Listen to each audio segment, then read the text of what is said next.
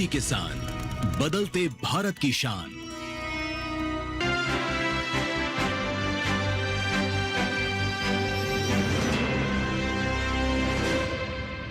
नमस्कार, आप सभी का स्वागत है दूरदर्शन किसान पर। आप देख रहे हैं हमारा खास कार्यक्रम खास मुलाकात और मैं हूं आपके साथ पुलकित शुक्ला। खास मुलाकात का कार्यक्रम आज हमारी ऐसी धरती से लेकर आए हैं जिस धरती पर राम और कृष्ण का जन्म हुआ, जिस धरती पर भगवान बुद्ध ने मोक्ष पाया, जिस धरती पर देश का सबसे ज्यादा गन्ना और गेहूं उत्पादन होता है, जिस धरती पर भारत के 8 प्रधानमंत्रियों ने जन्म लिया।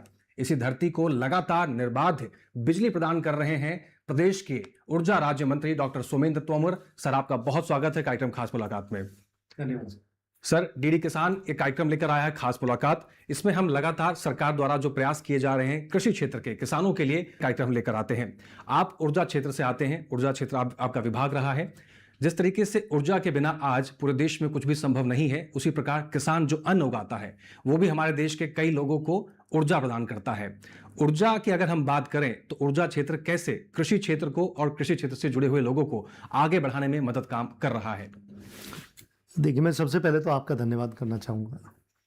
मैं दूरदर्शन के माध्यम से किसान जो हमारी सरकार की प्राथमिकता है और मैं देश के यशस्वी प्रधानमंत्री माननीय मोदी जी 2014 के बाद लगातार जिन्होंने किसानों को प्राथमिकता पर रखकर किसानों के लिए अनेक ऐसे कार्य जो किसानों के लिए उपयोगी भी हैं और किसानों की आय को दोगुना करने के लिए प्रयास किए गए हैं, उसी तरह से हम लोगों ने उत्तर प्रदेश में, यदि मैं योगी आदित्यनाथ जी की बात करूं तो हमारे आदरणीय माननीय मुख्यमंत्री जी ने किसानों का ऋण माफ कर हम लोगों ने जब शुरुआत की तो लगभग 36,000 करोड़ का ऋण हमने उत्तर प्रदेश के अंदर माफ किया। और हमारा लगातार प्रयास है कि किसान समृद्ध होगा तो देश समृद्धि की तरफ आगे बढ़ेगा। मुफ्त बिजली योजना ये थोड़ा सा क्या है और उसमें नलकूपों की बात की गई है, और इस योजना का किसान लाभ कैसे ले सकते हैं, कैसे उनको 100% बिजली मुफ्त मिल पाएगी, क्या ये संभव है? देखिए, 100% हम लोग जो हमारे किसान हैं उनके लिए नलकूपों पर हम लोग 100% फ्री बिजली देने का काम कर रहे हैं। 2022 के चुनाव में हम लोगों ने जब घोषणा की तो हम लोगों ने सबसे पहले 50% हम लोगों ने माफ किया। उसके बाद 2023 अप्रैल से हम लोगों ने 100% नलकूप के लिए बिजली हम लोगों ने फ्री की है और उस योजना का लाभ रजिस्ट्रेशन करने के बाद लगातार हम लोग दे रहे हैं। सर, अगर जैसे हम बात कर रहे थे छोटे और मझोले किसानों को लेकर, जिन किसानों को आप 100% बिजली मुफ्त देने की बात कर रहे हैं, क्या उसमें छोटे किसान शामिल किए जाएंगे, मझोले किसान शामिल किए जाएंगे, या सिर्फ केवल ये बड़े किसानों के लिए है? और किस प्रकार से किसानों की कैटेगरीज में डिवाइड की गई है, कैसे लाभ उनको मिलेगा? देखिए, जो हमारे ट्यूबवेल्स हैं, जो नलकूप है, निजी नलकूप है जिनसे हम लोग सिंचाई करते हैं, उन सभी को लाभान्वित करने का काम हमारी सरकार कर रही है। उसकी एक प्रक्रिया है कि हम लोग वेबसाइट पे जाके अपना रजिस्ट्रेशन कराएंगे और 2023 से पहले का जो उनका बकाया है वो हमें पे करना पड़ेगा। पे करने के बाद में और रजिस्ट्रेशन करने के बाद सरकार की योजना है कि सभी को हम लोग लाभ दें। डॉक्टर साहब, मैं आपसे ये भी जानना चाहूँगा, क्या आप स्वयं खेती करते हैं, खेती से जुड़े हुए हैं? देखिए, मैं शुरुआत से ही हम लोग किसान परिवार में ही पैदा हुए और हम लोगों ने वो दौर भी देखा है, क्योंकि किसान परिवार से तो हम लोग देखते थे कि 8 दिन में बिजली दिन में आती थी और 8 दिन में बिजली रात में आती थी। और ऐसा भी दौर था कि वोल्टेज की स्थिति ये होती थी कि हम ट्यूबवेल से जब खेत तक जाते थे तो बिजली फिर चली जाती थी। और जो हमारा बोरिंग होता है ट्यूबवेल का, उसमें जितना वो चौड़ाई उसकी होती है उससे आधा पानी आता था, यानी इतनी वोल्टेज हम लोगों को मिल पाती थी। लेकिन अब हम भरपूर अपने किसानों को, अब मैं जिम्मेदारी के साथ एक बात कह सकता हूँ कि कोई भी किसान, छोटा बड़ा, कितना भी बड़ा किसान हो, कोई भी किसान अब डीजल से खेती नहीं करता। डीजल का आपने बहुत अच्छा जिक्र किया। डीजल के ऊपर जो किसान की निर्भरता है उसको कम किया जाए या बिल्कुल तरीके से खत्म कर दिया जाए और ऊर्जा के क्षेत्र में किसान भाई आत्मनिर्भर बन सके, इसके लिए प्रधानमंत्री कुसुम योजना को लाया गया, जिसके तहत सोलर पैनल लगाए जा रहे हैं।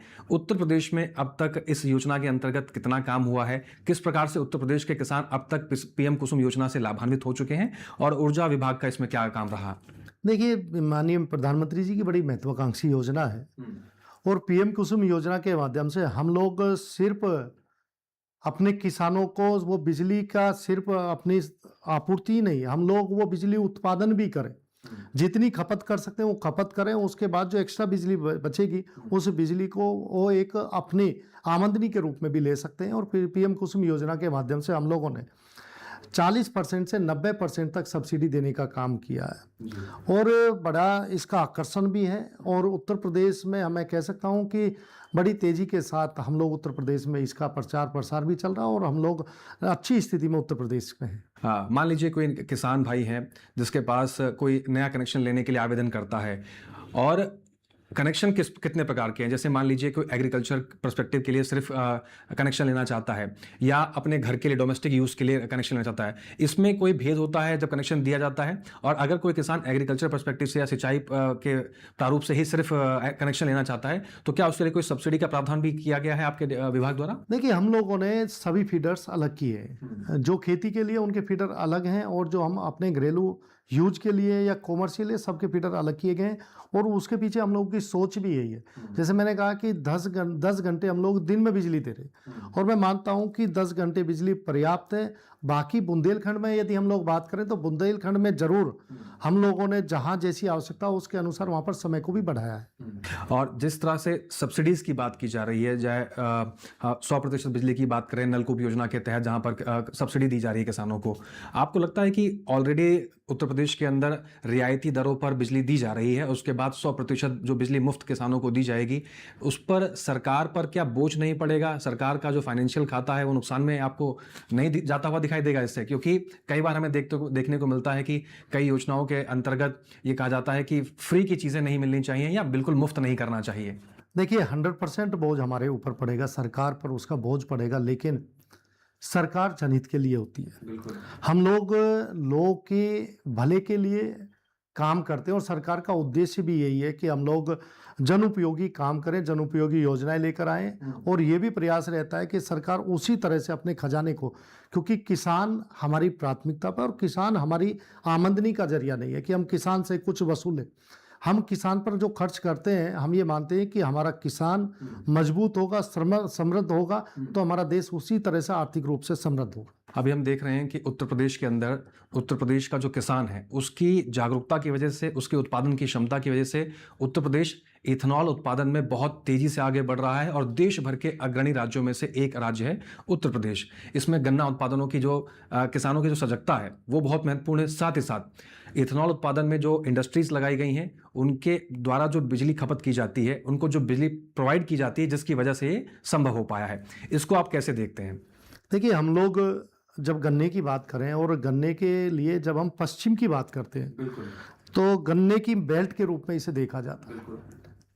और हम लोग को याद है कि हम लोग जब पढ़ते थे तो पूर्ववर्ती सरकारों में हम लोगों ने गन्ने को सड़क पे डालते हुए देखा किसानों को, क्योंकि जो छोटे किसान हैं वो गन्ने की फसल के साथ साथ गन्ना काट कर वो दूसरी फसल बोते हैं, लेकिन मिलें मना कर देती थी, समय से पहले बंद हो जाती थी। अब इथेनॉल को क्योंकि सरकार उस नीति को लेकर आई, हम लोगों ने 2022 में उत्तर प्रदेश में भी हम लोग जैविक नीति लेकर आए और उसके कारण ही इथेनॉल बढ़ा है। और इथेनॉल आज प्रदेश का इथेनॉल की संख्या मैं कह सकता हूं कि देश में हम लोग अग्रणी राज्यों में है और उसके कारण ही आज आप देख सकते हैं कि जो हम लोगों ने चुनावी में संकल्प पत्र में हम लोग लेकर आए, हम समय से भुगतान भी कर रहे हैं। और हमारी कोई भी चीनी मिल जब तक हमारा गन्ना खेत में है, जब तक वो गन्ना मिल तक नहीं चला जाता, कोई भी गन्ना मिल बंद नहीं होती है।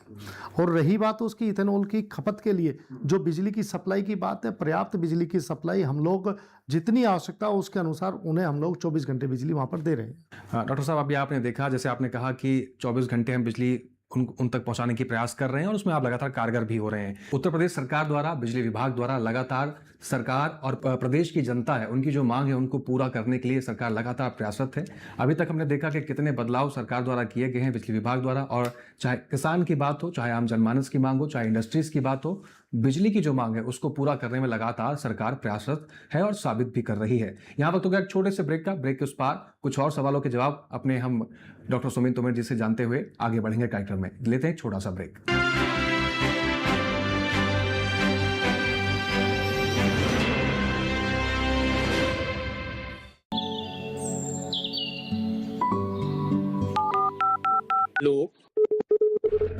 कार्यक्रम के पहले कॉलर जुड़ गए हैं। इस बीच हमारे पास कुछ ईमेल्स भी आए। सवाल पूछिए अपना। कैडेट में जो मकान पैदा करेंगे इनमें कौन सी सावधानी बरतनी है? गर्म इलाकों के लिए आप HRM 99 इनसे आप कुछ फल ले सकते हैं। जैस्मीन के पेड़ पे जैस्मिन, फल निहाय। उसको पूरी खुली धूप चाहिए। फसल में कीट लगा हो या कोई बीमारी, पशुपालन में हो कोई दिक्कत या चाहिए कोई जानकारी, फोन उठाइए, नंबर मिलाइए और कहें हेलो किसान।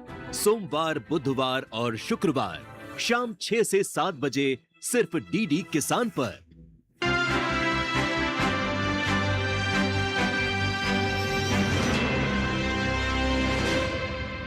ब्रेक के बाद एक बार फिर से आप सभी का स्वागत है। आप देख रहे हैं कार्यक्रम खास मुलाकात और एक खास मेहमान आज हमारे साथ इस कार्यक्रम में जुड़े हुए हैं। डॉक्टर सोमेंद्र तोमर इनका नाम है और ये ऊर्जा मंत्री हैं उत्तर प्रदेश सरकार में।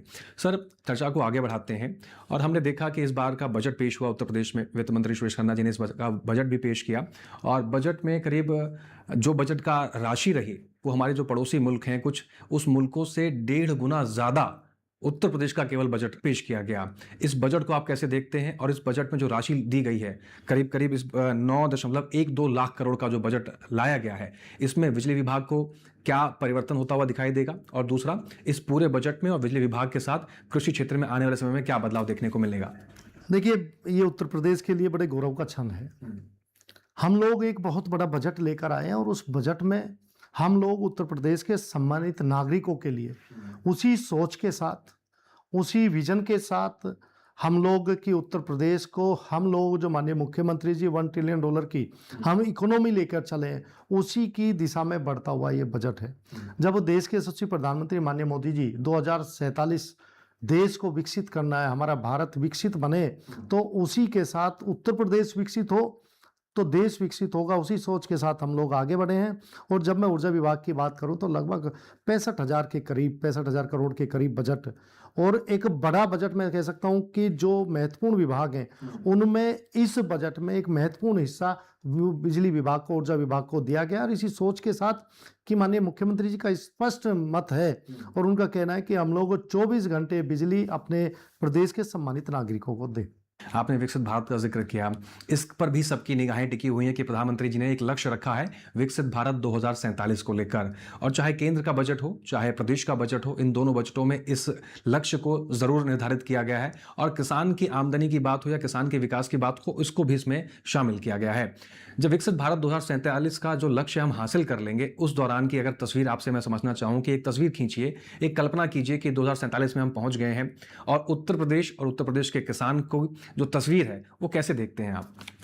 हमारा देश कृषि प्रधान देश है और लगभग एक बड़ा जो वर्ग है वो खेती के साथ जुड़ा हुआ है।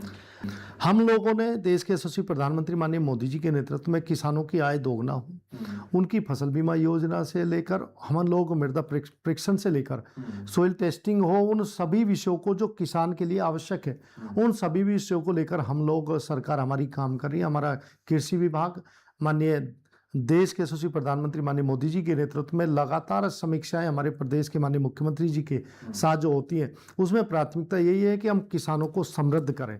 हमारा किसान समृद्ध होगा। और जब हम विकसित भारत की बात करते हैं तो विकसित भारत एक वो ही सोच कि हम लोग अब सभी लोग, चाहे हमारा किसान हो, हमारा युवा है, क्योंकि युवा भी आज देखिए कृषि के प्रति आकर्षण बढ़ा है। आप देखिए लोग MNC को छोड़कर अब लोग आ रहे हैं और वो अपने व्यापार, खेती में भी अपना व्यापार बना रहे हैं। आज देखिए यहाँ से इतना एक्सपोर्ट हो रहा है, आज फल हैं, सब्जी हैं, हम देख सकते हैं कि फूलों के माध्यम से इतना एक्सपोर्ट किया जा रहा है। तो आकर्षण आज खेती की तरफ बढ़ा है। जहाँ पहले लोग खेती को छोड़ रहे थे, अब पढ़े लिखे नौजवान इंजीनियरिंग करने के बाद वो आ रहे हैं कि हम खेती में अपना भविष्य बनाना चाहते हैं और अपने, पहले जैसे हम लोग सुनते थे कि खेती अच्छी है जिसकी, वो अपने आप ही संपन्न होगा। अब उसी दिशा में सरकार की प्राथमिकता के कारण हम लोग आगे बढ़े हैं। आपने बहुत महत्वपूर्ण बात की, क्योंकि हमने भी कई ऐसे उदाहरण देखे हैं। हम अपने चैनल के माध्यम से कई ऐसी सक्सेस स्टोरीज किसानों तक पहुंचाते हैं जहां पर जो नए युवा हैं वो बड़ी बड़ी डिग्रीज लेने के बाद वापस से खेती की तरफ रुख कर रहे हैं और बहुत बेहतर कमाई कर रहे हैं।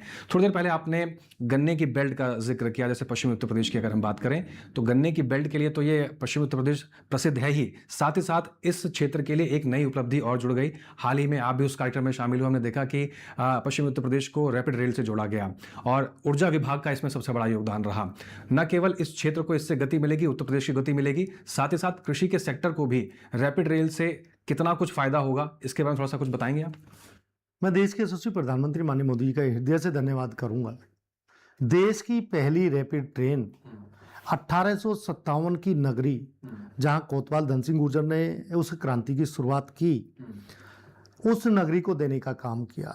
लगभग 36,000 करोड़ इस पर लगे हैं और आकर्षण के रूप में हम लोग देख सकते हैं कि लगातार जो पहले लोग यहाँ से पलायन करते थे, यानी मेरठ से अपने रोजगार के लिए पलायन करते थे, वो दिल्ली गए, गुड़गांव गए, लेकिन अब जिस ट्रेन की कनेक्टिविटी के कारण वो अपने घर वापस आ रहे हैं। हमारा नौजवान जो अपने परिवार को छोड़कर वहाँ किराए पर रहने को मजबूर था, आज अपने घर से रेगुलर वो यहाँ से जा भी रहा है, अपनी जॉब कर रहा है, अपना व्यापार कर रहा है और वापस आ रहा है। लेकिन मैं ईमानदारी के साथ ये बात कह सकता हूँ कि जिस तरह का माहौल आज उत्तर प्रदेश के अंदर और मेरठ के आसपास है, एनसीआर में सबसे तेजी के साथ बढ़ता हुआ जिला हमारा मेरठ है। आज मेरठ के प्रति लोगों का आकर्षण बढ़ा है। और जब मैं इंटीग्रेटेड टाउनशिप की बात करूं, मेरठ के अंदर ही कनेक्टिविटी के पास ही जहां दिल्ली मेरठ एक्सप्रेस वे है, हमारा रैपिड ट्रेन है, वहीं पर प्रदेश की पहली टाउनशिप, इंटीग्रेटेड टाउनशिप यहीं पर बनने जा रही है। साथ ही कई कनेक्टिविटीज़ की हम बात कर रहे हैं और जब ये कनेक्टिविटीज़ बढ़ेंगी, इंफ्रास्ट्रक्चर मजबूत होगा तो ऑटोमेटिकली किसानों की जो पहुंच है बाजार तक, उसको सुनिश्चित किया जाएगा और बाजार की जो मांग है वो और मुखर होकर निकल आएगी। साथ साथ हम बात करें आपके कार्यकाल के दौरान प्रदेश के अंदर नए सब स्टेशंस या पावर स्टेशंस कितने बनाए गए और जो मांग अभी पिछले समय में देखा कि जो पिछले गर्मियों में बिजली की मांग थी वो पीक पे थी, क्या उतनी पर्याप्त सुविधाएं हमारे पास थी कि उन मांगों को पूरा कर लिया गया? और आने वाले समय में फिर से गर्मियों का मौसम आने वाला है और इस समय जो बिजली की मांग होने वाली है फिर से रिकॉर्ड स्तर पर होने वाली है। इस दौरान इन सब चीज़ों से निपटने के लिए कृषि को भी दिक्कत ना हो, सप्लाई चेन उनका भी बना रहे और आम जनता की भी जो बिजली की मांग है वो बनी रहे, इस क्षेत्र में देखते हुए कितने नए पावर सब स्टेशन की शुरुआत की गई है? लगातार माननीय मुख्यमंत्री जी हम लोग की समीक्षा करते हैं जी। 2017 के आसपास हम लोग बात करें तो लगभग 16,000 मेगावाट खपत थी उत्तर प्रदेश की। अभी हम लोग जो पिछला सत्र हम लोगों का गया है उसमें हम लोगों ने लगभग 31,500 यानी 31,587 के करीब मेगावाट बिजली हम लोगों ने सप्लाई की है। और मुझे खुशी है बताते हुए कि देश में सबसे ज़्यादा विद्युत आपूर्ति करने वाला, विद्युत खपत सबसे ज़्यादा जहाँ पर हो रही है वो उत्तर प्रदेश के अंदर है। हम लोग की पूरी तैयारी है, हम लोग पूरी तैयारी के साथ हम लोगों ने उत्पादन क्षमता भी बढ़ाई है। नए हमारे 3311 से लेके सभी हमारे सब स्टेशन भी आगे बढ़े हैं और लगभग दुगनी से तिगनी क्षमता के हम लोग अपने सब स्टेशन को बड़ी तेजी के साथ आगे बढ़ रहे हैं। इंफ्रा के क्षेत्र में केंद्र सरकार के माध्यम से भी हम लोगों ने अभी बहुत काम देश के अंदर और प्रदेश के अंदर हुआ है। और प्रदेश में जहां ऐसे भी जिले थे, ऐसे भी मजरे थे जहां पर लाइट नहीं थी, वहां तक लाइट पहुंचाने का काम भी हमारी सरकार के द्वारा किया गया। आने वाले समय के दृष्टिकोण से अगर हम देखें किस प्रकार से कृषि के क्षेत्र को ध्यान में रखते हुए, क्योंकि जब हम कृषि क्षेत्र की बात करते हैं सर तो उसमें प्रोसेसिंग भी आती है, उसमें फार्मिंग भी आती है, उसमें पैकिंग भी आती है, उसमें मार्केटिंग भी आती है, उसमें सब कुछ आ जाता है। तो इस दृष्टिकोण से अगर देखा जाए, बिजली विभाग द्वारा कई योजनाएं क्या प्रस्तावित रखी गई हैं, उसमें और क्या कुछ बड़ा देखने को मिलेगा? देखिए हम लोग का प्रयास यही है और लगातार आप जैसे सम्मानित चैनल के माध्यम से भी जिस तरह का प्रयास चल रहा है, हम लोग किसानों तक जो सरकार की योजनाएं वो जमीनी स्तर पर पहुंचे। जैसे हम लोगों ने पीएम कुसुम योजना की बात करी, हम लोग का प्रयास है कि किसान सिर्फ अन्न और सब्जी उत्पादन करने वाला ही ना बने, क्योंकि हम लोग देखते हैं ग्रामीण क्षेत्र में हम लोग के पास पर्याप्त स्थान होते हैं। हम लोग उन पर सोलराइज करने के सोलर प्लांट यदि उन पर लगा रहे हैं तो उससे भी हम लोग को बड़ा फायदा मिल रहा है। और बुंदेलखंड से लेकर बड़ा क्षेत्र हम लोग का ऐसा जहाँ पर हमारे पास लैंड बैंक है, हम लोग वहाँ पर सोलर के प्लांट भी लगा रहे हैं और बड़ी क्षमता के साथ, एक बड़ी उपलब्धि के साथ कि प्रदेश में हम लोग उसका भी केंद्र बढ़ा रहे हैं कि हमारी क्षमता बढ़े। और हम लोग अन्य क्षेत्रों में भी, चाहे बायोजैविक नीति हो, हम लोग लगातार केंद्र सरकार से अपने आप को जोड़ते हुए हमारे उत्तर प्रदेश के यशस्वी मुख्यमंत्री पूज्य योगी आदित्यनाथ जी के द्वारा हम लोगों का लगातार प्रयास यही है कि किसान जिस तरह से आत्मनिर्भर फल, अन्न और सब्जी के लिए, इसी तरह से वो बिजली के क्षेत्र में भी आत्मनिर्भर बने। पीएम कुसुम योजना की आपने बात करी, इसके तहत ही हम किसानों को आत्मनिर्भर बना सकते हैं। आपको और क्या लगता है कि जो किसान भाई सिंचाई करते हैं, बिजली पर निर्भर करते हैं और कई तरह से सिंचाई के यंत्रों का इस्तेमाल किया जाता है, किसानों के लिए कोई क्या सलाह होनी चाहिए, कृषि क्षेत्र से जुड़े हुए लोगों के लिए क्या सलाह होनी चाहिए जिससे कि वो बिजली पर निर्भरता पीएम कुसुम योजना के तहत तो कर ही सकते हैं, और ऐसे कौन से प्रयास होने चाहिए जिसके जरिए किसान भाई इस पर निर्भरता अपनी कम करें या सदुपयोग करें? हम लोग जिस तरह से सोलर पर हम लोगों ने काम, पीएम कुसुम योजना पे हम लोगों ने काम किया, उसी तरह से कृषि में उपयोग होने वाले जो यंत्र हैं हमारे, उन यंत्रों पर भी सब्सिडी हम लोग लेकर आए। जो अनुसूचित वर्ग के हमारे किसान हैं उनके लिए हम लोगों ने फ्री भी देने का काम किया है।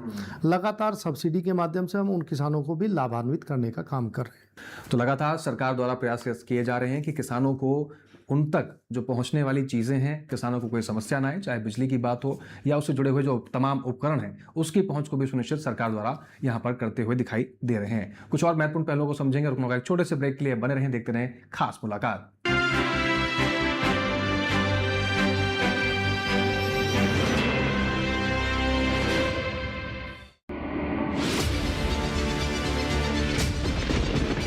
बारिश हो या हो तूफान, ओलावृष्टि या तापमान, या हो पर्यटक स्थलों का पूर्वानुमान, पाला हो या कोहरा हो, या हो वायु की गुणवत्ता, सबकी सटीक जानकारी, सबका सटीक विश्लेषण। देखिए हमारे साथ मौसम खबर में। मौसम खबर, देश के मौसम का सबसे तेज और सटीक विश्लेषण, रोजाना शाम 7:30 बजे डीडी किसान पर।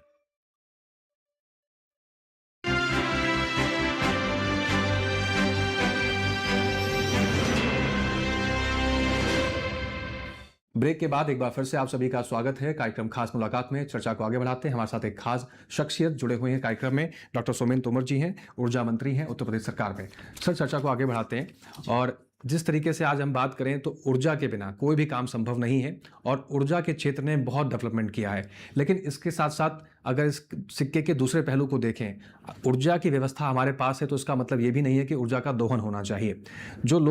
जो किसान भाई या जो आम जनता इस कार्यक्रम को देख रही है, उनके लिए ऊर्जा का सदुपयोग किस प्रकार से कर सकते हैं, किस प्रकार से करना चाहिए, और ऊर्जा को बचाना कितना महत्वपूर्ण है, इस चीज से आप कितना सहमत हैं, उनके लिए कोई संदेश आप देना चाहते हो? देखिए, मैं बड़े निवेदन के साथ, जब देश के यशस्वी प्रधानमंत्री माननीय मोदी जी ने विकसित भारत 2047 का संकल्प लिया, देखिए ये संकल्प अकेले देश के प्रधानमंत्री का नहीं, ये हम सब लोगों की भी जिम्मेदारी बनती है। और मैं तो हमेशा एक निवेदन जरूर करता हूं कि जिस तरह से हम लोग अधिकारों की बात करते हैं, हम लोगों को अपने कर्तव्यों पर भी ध्यान देना चाहिए।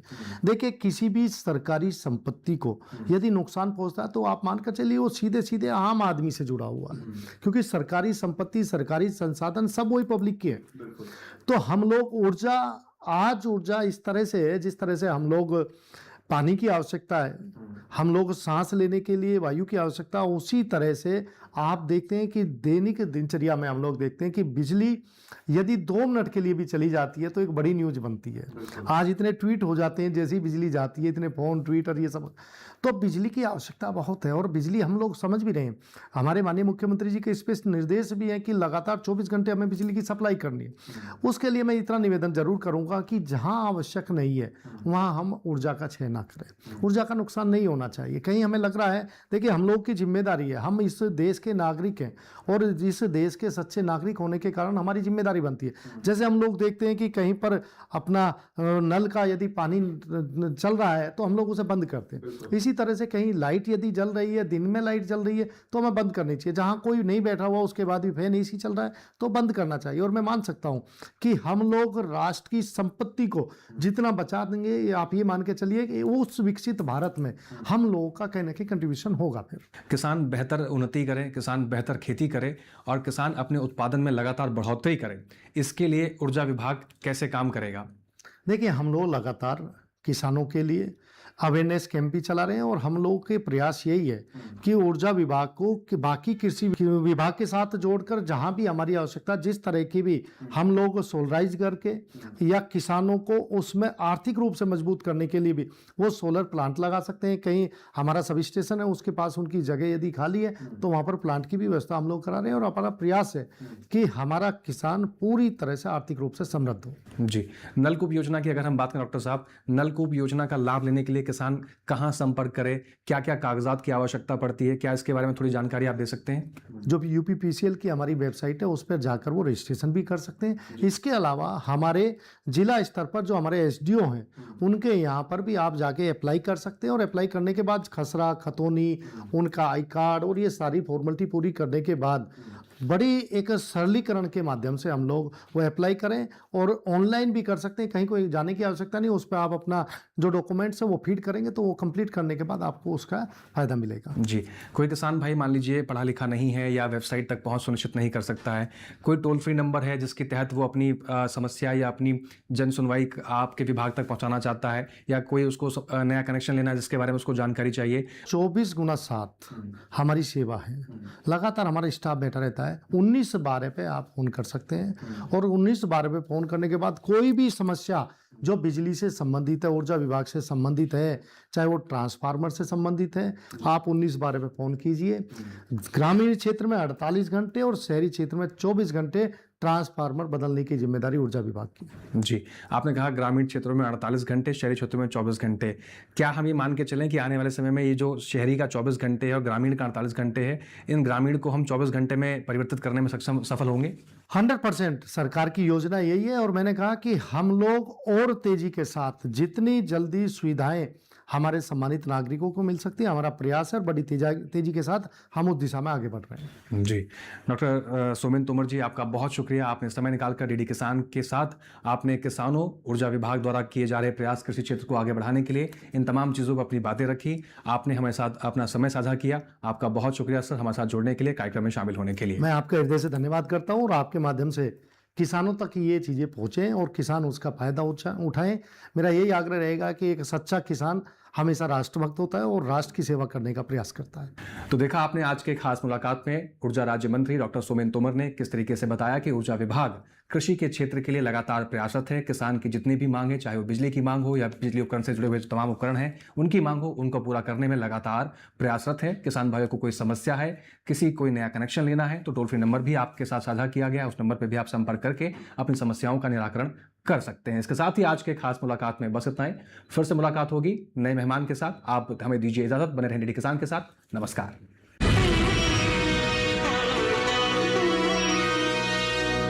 डीडी किसान ने कर ली है तैयारी। यहां मिले